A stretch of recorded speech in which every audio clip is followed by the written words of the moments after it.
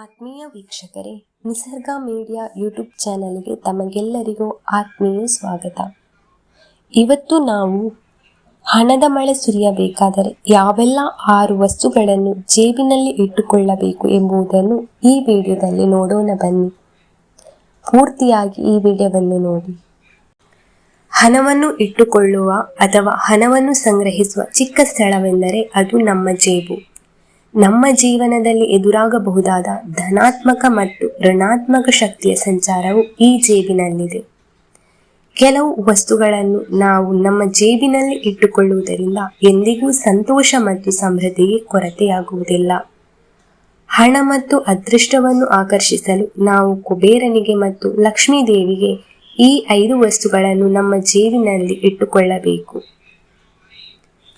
ಅವುಗಳಲ್ಲಿ ಮೊದಲನೇದಾಗಿ ಕಮಲದ ಬೇರುಗಳು.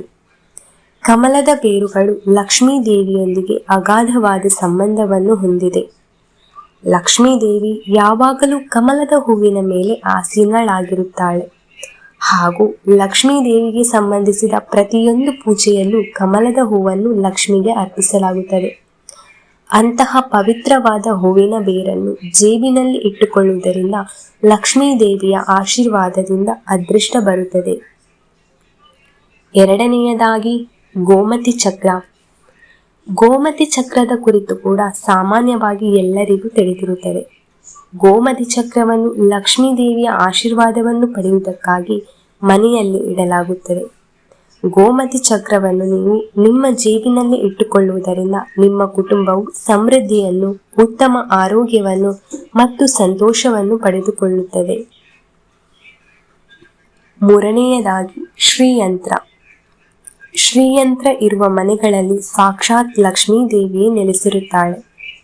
ಶ್ರೀಯಂತ್ರವನ್ನು ನಾವು ಸಾಮಾನ್ಯವಾಗಿ ದೇವರ ಕೋಣೆಯಲ್ಲಿ ಇಟ್ಟು ಪೂಜೆಯನ್ನು ಮಾಡುತ್ತೇವೆ.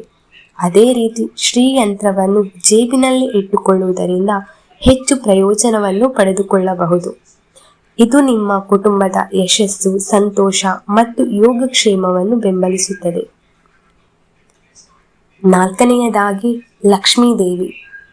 ತನ್ನ 2 ಆನೆಗಳೊಂದಿಗೆ ಕುಳಿತಿರುವ ಲಕ್ಷ್ಮೀ ದೇವಿಯ ಸುಂದರವಾದ ಚಿತ್ರವನ್ನು ಅಂದರೆ ಫೋಟೋವನ್ನು ನಿಮ್ಮ ಜೇಬಿನಲ್ಲಿ ಇಟ್ಟುಕೊಂಡರೆ ನಿಮಗೆ ಉತ್ತಮ ಆರೋಗ್ಯ ಮತ್ತು ಸಂಪತ್ತನ್ನು ತರುತ್ತದೆ.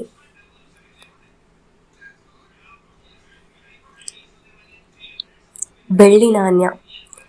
ನಿಮ್ಮ ಜೇಬಿನಲ್ಲಿ ಬೆಳ್ಳಿಯ ನಾಣ್ಯವನ್ನು ಇಟ್ಟುಕೊಳ್ಳುವುದು ಸಹ ಲಕ್ಷ್ಮಿಯನ್ನು ಆಕರ್ಷಿಸಲು ಸೂಕ್ತ.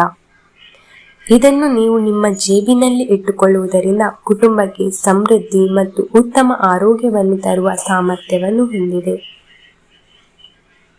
ಕೊನೆಯದಾಗಿ ಅಕ್ಷತೆ.